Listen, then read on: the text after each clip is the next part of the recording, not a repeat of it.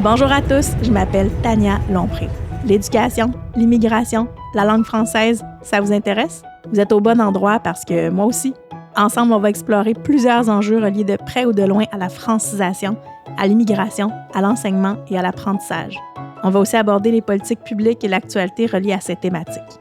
De mon côté, je suis une fille super animée par l'idéal de faire du Québec un endroit où tous peuvent s'épanouir en français, avec ou sans accent. J'ai la tête qui foisonne d'idées, d'opinions et de solutions. On ne sera peut-être pas toujours d'accord, hein? Mais n'est-ce pas une des facettes de la diversité qui fait que c'est vraiment beau chez nous? Alors bienvenue à tous sur le balado avec ou sans accent. Bonjour à tous, j'espère que vous allez bien. Bienvenue à ce 14e épisode d'Avec ou sans accent. Aujourd'hui, en fait, l'épisode a une signification un peu particulière pour moi parce que je vous parle vraiment du titre, en fait, du balado, avec ou sans accent, et toutes les idées, en fait, que j'avais derrière la tête lorsque j'ai choisi le nom. En fait, j'ai pas choisi le nom seul, j'ai fait vraiment une séance de remue-ménage avec mon ami Simon Proulx, mon ami qui est très, très créatif. On avait réfléchi à plein en fait, aux thématiques que je voulais aborder dans le balado. Puis, on est arrivé, en fait, sur ce titre-là qui reflétait vraiment les valeurs du balado et la mission du balado aussi. Donc, je vous raconte un peu l'histoire, en fait, qu'il y a derrière le titre « Avec ou sans accent ». Quand j'ai fait ma séance créative avec mon ami Simon, je voulais vraiment trouver un nom de balado qui reflétait les multiples facettes de la langue, hein, donc de l'identité et des défis auxquels beaucoup de personnes qui vont apprendre une langue seconde ou qui vont apprendre quelque chose tout court, en fait, vont faire face en apprenant ou en vivant avec une langue seconde. Donc, évidemment, on a souvent tous appris une langue seconde dans notre vie, hein, ne serait-ce que si vous êtes au Québec, vous avez appris l'anglais comme langue seconde au primaire, au secondaire, au cégep. Si vous avez appris le français comme langue étrangère dans un autre pays, vous l'avez appris de d'autres façons, mais ou appris d'autres langues. Hein. Donc, souvent, on peut apprendre l'espagnol comme langue seconde, l'allemand comme langue seconde, l'italien comme langue seconde. Hein. Parfois, ce sont des langues secondes qui sont imposées ou d'autres fois, on va apprendre une langue par passion, par intérêt, par curiosité.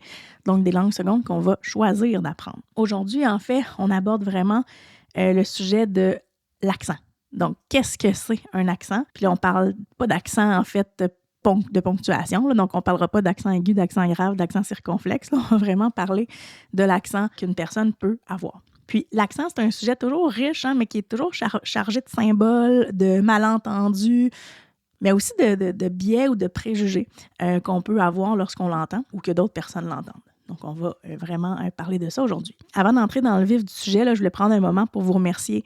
Donc, on est vraiment aujourd'hui à la diffusion de notre 14e épisode d'Avec ou sans accent. Et je suis vraiment, vraiment touchée par le soutien que vous apportez à mon balado. Des fois, on pense à un balado, puis on se dit « Ah, tu sais, moi, s'il y a 25 personnes qui m'écoutent, je vais être super heureuse. » Mais cette semaine, en fait, j'ai franchi le cap des 5500 téléchargements et j'étais très, très contente, en fait, de voir ces chiffres-là. Et je veux aussi vous dire qu'on nous écoute partout dans le monde, hein, donc assez surprenant, là, mais quand je regarde les statistiques, en fait, je vois que oui, évidemment, c'est un balado québécois. Mon public cible à la base, c'était les Québécois qui sont soit enseignants, qui sont soit apprenants, qui gravitent autour de l'éducation générale ou de l'immigration en général. Donc ça, c'était vraiment mon bassin, hein, donc l'auditeur cible que j'avais. Par contre, je me rends compte vraiment qu'on a des auditeurs, des auditrices, là, évidemment, là, 90% des gens qui nous écoutent sont au Québec. Mais on a quand même un bon nombre de personnes qui nous écoutent du Canada, des autres provinces canadiennes, de la France, de la Belgique, de la Suisse, du Maghreb, de l'Afrique subsaharienne, mais aussi d'endroits où je me dis « Oh mon Dieu, qui m'écoute en Thaïlande, qui m'écoute en Russie, qui m'écoute au Brésil? » Mais il y a des gens qui nous écoutent. Donc, il y a peut-être des enseignants de français langue seconde, des expatriés ou encore peut-être des gens qui veulent émigrer au Québec et qui, en fait, vont s'abonner ou vont écouter avec ou sans accent pour apprendre, en fait, des choses au niveau du Québec. Donc, vraiment, merci.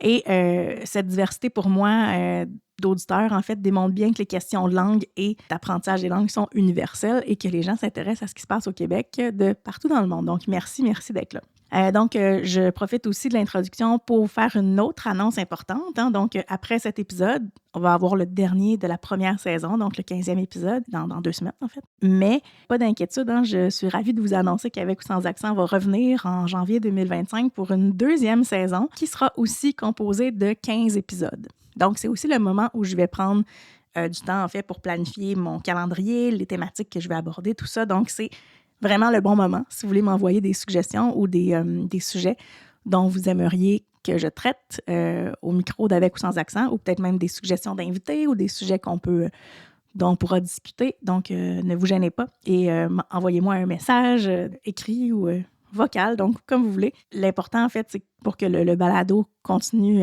sa mission, ben c'est oui de vous informer sur des sujets qui vous intéressent, toujours reliés évidemment là, aux sujets qui nous interpellent. Merci de continuer à écouter, à partager ce balado autour de vous. Puis je dois vous dire que moi, mon plan officiellement, c'était de ne faire qu'une seule saison. Donc, j'avais pas une deuxième saison en tête, mais comme la réception est super bonne puis que je vois que c'est utile à plusieurs personnes, ben je continue d'enregistrer là, chaque 2 semaines un épisode pour vous. Donc, merci encore.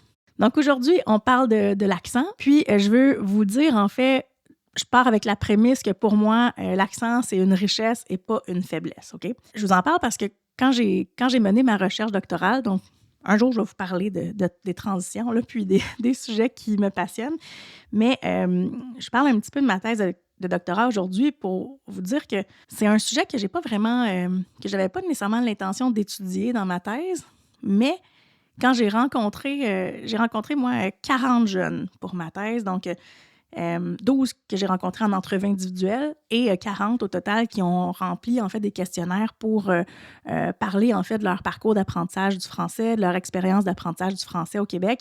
Et j'ai rencontré des jeunes en fait entre 13 et 21 ans qui étaient passés par les classes d'accueil, qui étaient encore en classe d'accueil, qui venaient de vivre une transition peut-être vers le secteur régulier ou encore qui avaient vécu une transition vers la francisation des adultes ou la formation générale des adultes. Il y a beaucoup de parcours, donc j'en ai étudié plusieurs. Et aussi, il y a des jeunes, en fait, qui étaient arrivés directement en francisation des adultes. Donc, tous ces jeunes-là, en fait, j'ai été vraiment frappée par ce que leurs témoignages révélaient. Surtout en entrevue individuelle, là, je vous avoue que c'est vraiment riche. Et je me suis rendu compte que beaucoup de jeunes me parlaient de l'importance de l'accent. Donc, non seulement de l'accent du français québécois. Donc, souvent, par exemple, les jeunes étaient soit nés au Maroc, en Afrique subsaharienne, dans les Antilles, dans les Caraïbes.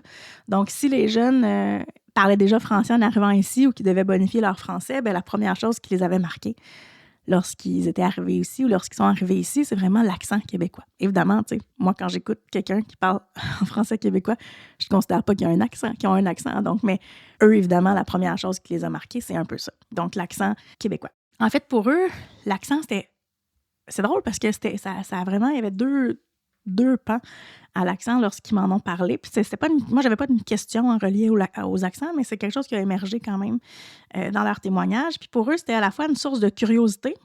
Donc, hey, wow, c'est intéressant ou c'est différent. Mais il y avait aussi, en fait, une source d'obstacle reliée à l'accent. Non seulement pour leur compréhension, donc il y avait de la difficulté peut-être à comprendre l'accent québécois ou en fait certaines particularités des accents. Donc, par exemple, quand on fait, je ne sais pas si vous avez déjà remarqué, là, qu'on va afriquer en français québécois. C'est un terme linguistique un peu étrange, mais afriquer, c'est quand on dit, par exemple, tu dis, on le dit avec un petit S puis un petit Z, hein? Tu dit, mais c'est une particularité de l'accent québécois, par exemple. Donc ça, c'est évidemment, il y a personne qui m'a dit l'africation, ça me rend curieux. Mais tu sais, bon, on comprend, là. Donc, ils n'ont pas dit des choses comme ça, mais on comprend que dans l'accent québécois, il y avait des choses qui leur ont plu, hein, premièrement. Donc, ils trouvent ça mignon, mais ils trouvent ça aussi un peu complexe.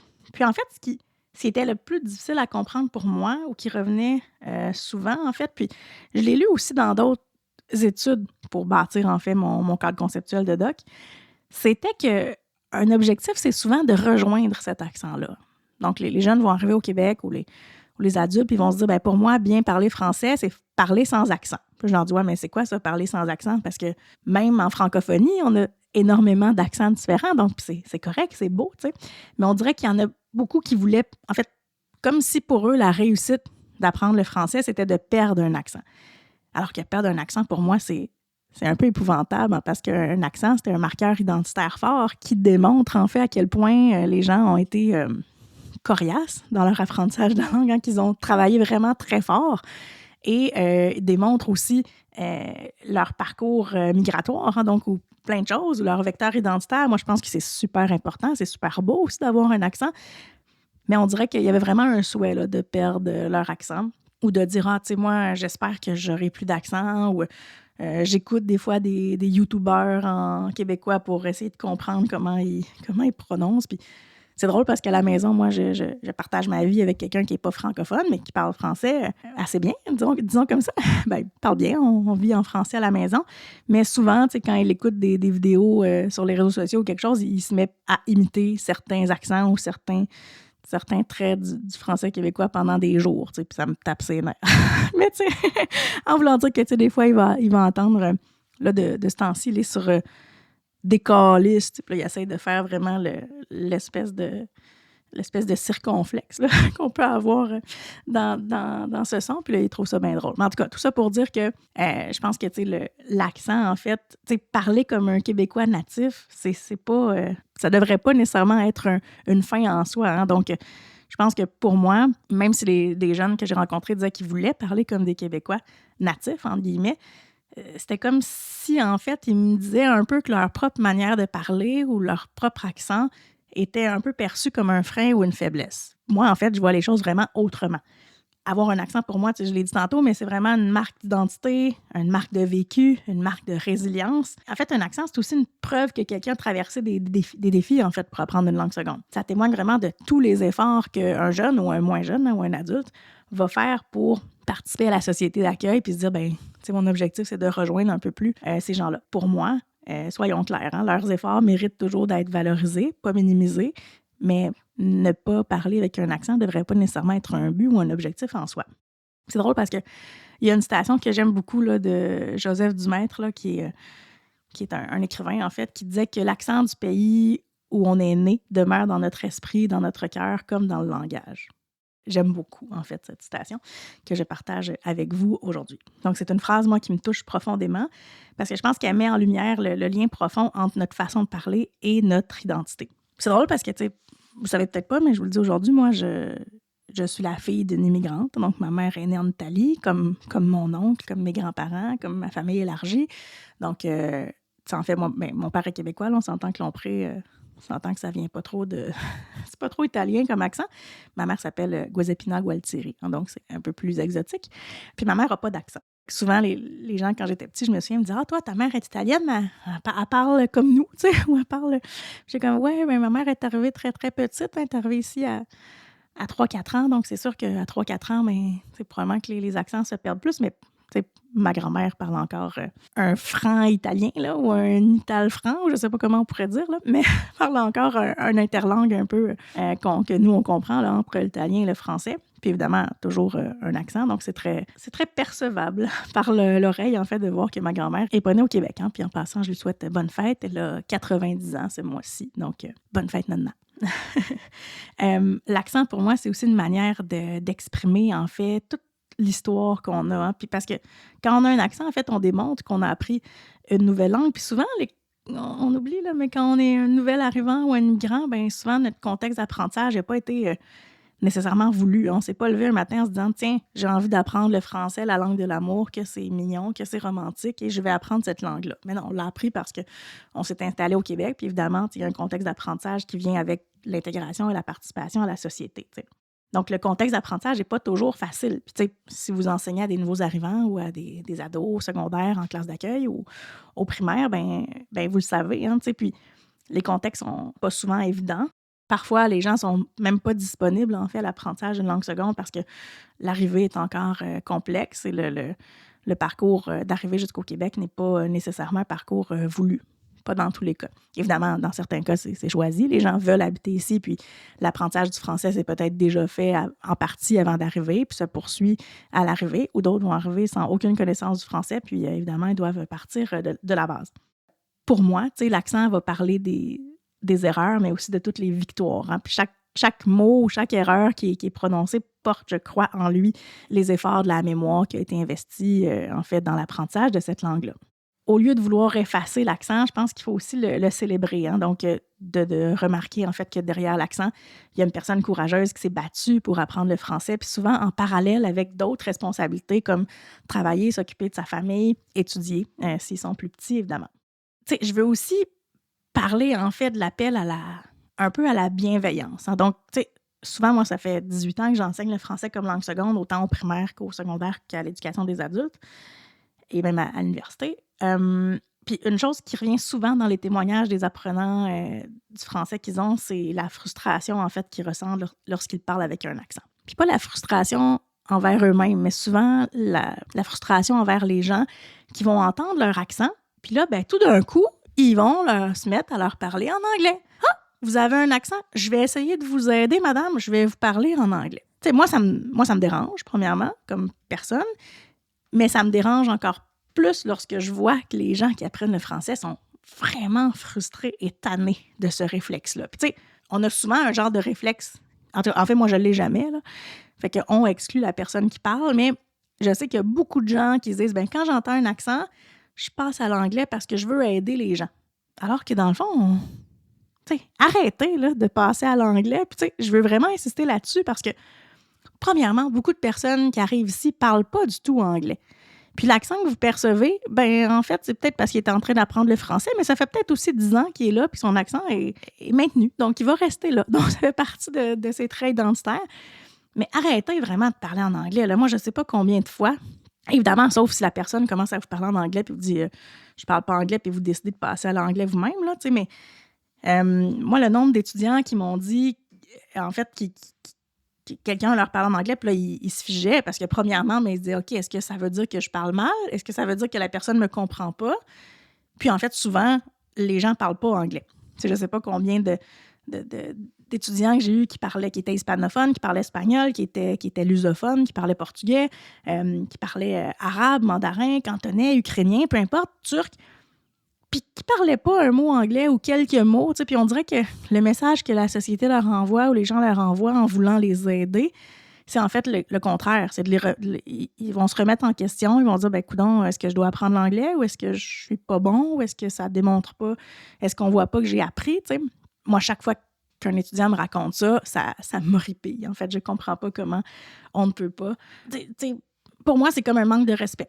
Puis, je pense que pour certains de mes apprenants aussi, ça a été ça. Oui, peut-être que les gens veulent démontrer en fait une ouverture, mais souvent, c'est pas vu comme une ouverture, c'est plus peut-être perçu comme un manque de respect. C'est comme si vous leur disiez que leur effort comptait pas. Ou pire, comme si vous supposiez vraiment qu'ils maîtrisent pas du tout le français. C'est peut-être le cas, hein? S'ils maîtrisent pas du tout le français, bien évidemment, on parle pas de la même réalité, mais pour ceux qui parlent français, c'est peut-être de poursuivre en français et de dire est-ce que vous comprenez, est-ce que c'est correct, est-ce que vous voulez que peut-être un meilleur réflexe que vous pourriez avoir, c'est peut-être choisir un vocabulaire plus simple ou de parler un peu moins rapidement, mais pas nécessairement de changer de langue. J'aimerais vous donner un défi, en fait, de prendre l'opportunité de poursuivre votre conversation en français avec ces personnes-là pour les encourager. Pourquoi pas plutôt les féliciter pour leurs efforts puis de leur offrir, en fait, un espace sécurisant où elles vont pouvoir pratiquer le français sans sentir un jugement de votre part ou de la part de quelqu'un d'autre. Là, je ne suis pas en train de vous dire que vous faites ça, mais si jamais vous le faites. Qui sait, en fait, peut-être que leur français est déjà excellent puis que leur accent, en fait, n'est qu'un témoignage de leur histoire. Je pense que c'est pour ça que c'est comme ça, en fait, que j'aimerais conclure, en fait, ce passage-là. Pour terminer, en fait, j'aimerais ça vous laisser aussi avec une réflexion. Hein. Donc, une réflexion plus globale, c'est qu'un accent, c'est pas un défaut. C'est toujours une richesse, c'est une couleur unique qui ajoute de la diversité à notre société ou aux sociétés partout, en fait, où les gens vont s'installer. Puis la prochaine fois que vous croisez quelqu'un avec un accent, rappelez-vous que derrière cet accent-là se cache une histoire de résilience, de travail acharné, de courage, de parcours de vie qui est peut-être plus difficile que le vôtre, mais en fait, la personne est là, puis elle témoigne de sa résilience juste en parlant français. Merci d'encourager leur courage et de poursuivre, en fait, les conversations en français si c'est possible. Donc voilà, j'espère que ça vous a fait un peu réfléchir sur l'accent et en fait sur les gens qui en ont un. Puis n'oubliez pas que nous en avons tous un. Hein? Moi, j'ai un accent pour un Français qui m'écoute. J'ai un accent pour un Belge qui m'écoute. J'ai un accent pour un Suisse qui m'écoute. J'ai un accent en fait pour tout le monde qui m'écoute. J'ai même un accent pour les gens du Lac-Saint-Jean ou de la Gaspésie qui m'écoutent. Hein? Donc c'est sûr qu'on en a tous un. Il faut juste changer parfois notre perspective sur ce qu'est l'accent. Et pour terminer, en fait, cet épisode, je voulais aussi j'essaie de partager tout le temps les balados sur les plateformes de diffusion, mais je vous invite aussi à visiter mon site web. Hein. Vous allez pouvoir trouver vraiment plus de ressources ou de services ou des informations sur les services que j'offre, en fait. Donc, souvent, les gens me disent « Ah, qu'est-ce que tu fais, toi, dans la vie? Tu sais, est-ce que tu enseignes à temps plein? » Puis oui, j'enseigne, mais je fais aussi plein d'autres choses. Hein. Donc, j'accompagne des gens, j'accompagne des enseignants, en fait, dans leur parcours. Je fais du coaching d'enseignants. Je donne des formations dans les écoles, des formations dans les CSS, des formations dans des congrès, des formations dans des entreprises. Donc, je donne aussi des cours de francisation d'entreprise. Je fais beaucoup de choses. Fait que n'hésitez pas à visiter mon site web si vous êtes dans le réseau scolaire, si vous êtes une entreprise ou un organisme communautaire. Sachez que je peux peut-être proposer des services et n'hésitez pas à entrer en communication avec moi à ce sujet-là. Donc, merci encore tout le monde pour votre écoute, votre soutien. Je vous donne rendez-vous pour notre 15e épisode avant la pause des fêtes dans 2 semaines. Et d'ici là, prenez soin de vous et à très bientôt. Merci infiniment d'avoir écouté Avec ou sans accent aujourd'hui. J'espère que nos échanges ont été aussi stimulants pour vous que pour moi et que vous serez à l'écoute pour les prochains épisodes. Avant de vous laisser partir, permettez-moi de vous poser une question. Qu'est-ce qui vous a le plus interpellé dans cet épisode? Quelles réflexions vous ont traversé l'esprit? N'hésitez pas à m'écrire afin de partager le tout avec moi. N'oubliez pas non plus de vous abonner au balado pour ne manquer aucun épisode. Faites découvrir Avec ou sans accent à tous ceux qui partagent nos passions pour ces sujets. Vous avez envie de travailler avec moi? N'hésitez pas à me contacter pour connaître mon offre de service ou visiter mon site web. Au plaisir de vous retrouver pour notre prochain épisode. À très bientôt!